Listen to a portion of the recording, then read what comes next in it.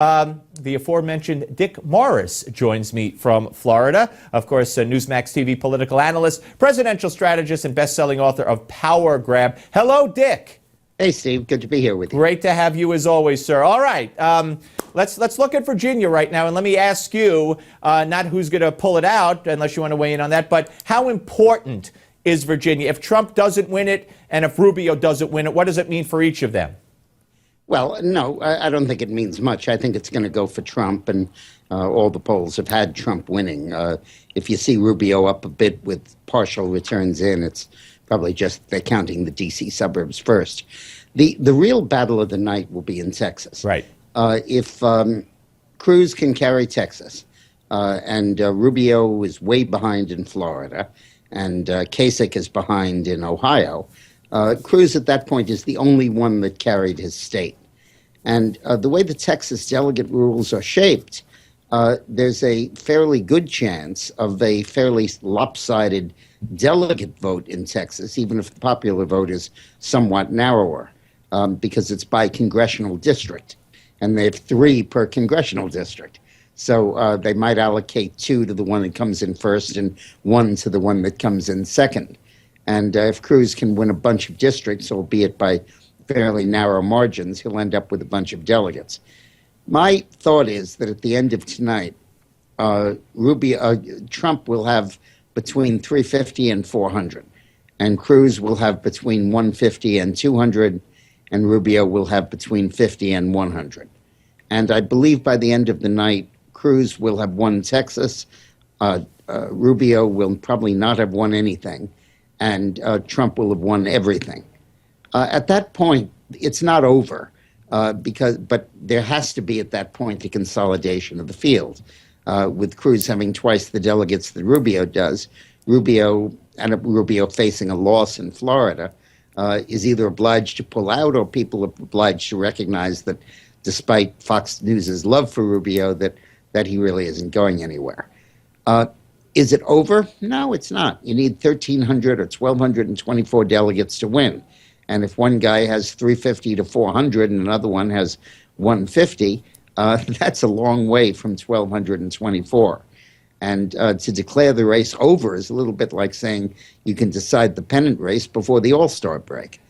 This has a long way to go. And the largest delegation is California, which is June 6th.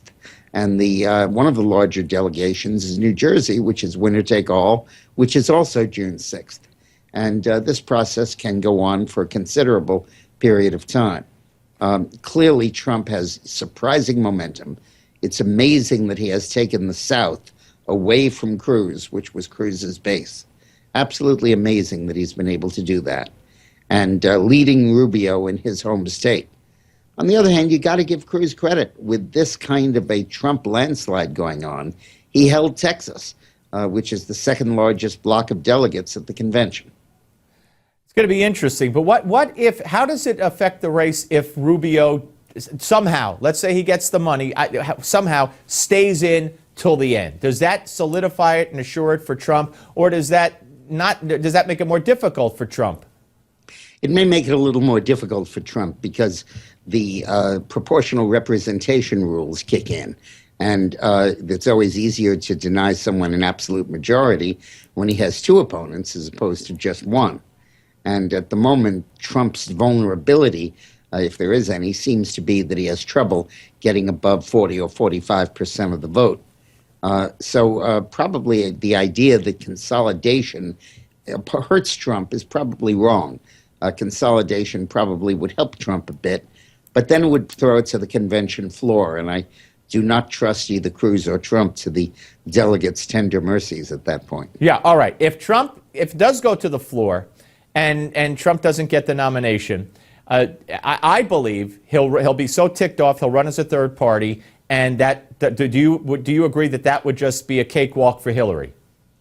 Yes, I think that's very possible, and yes, I think it would be a cakewalk for Hillary. In a 3-way race, the Democratic Party is always going to do better, just as Bill Clinton did in the last real 3-way race in 1992. Yep, 42% of the vote, right? Right, the Bush got 36. Yeah. The Democratic vote is such an ethnically based vote. It's identity politics. If you're black and you're Latino or you're gay or you're a single mother or you're poor, you're going to vote Democrat. And whereas the Republicans are a group of people who have to agree on substance. And therefore, it's very much easier to split the Republican vote than to split the Democratic vote. Dick, always great to talk to you. You'll be back with Thank us you. throughout the night. Thank you very much. Dick Morris, ladies and gentlemen. And check out Power Grab, the bestseller by Dick Morris.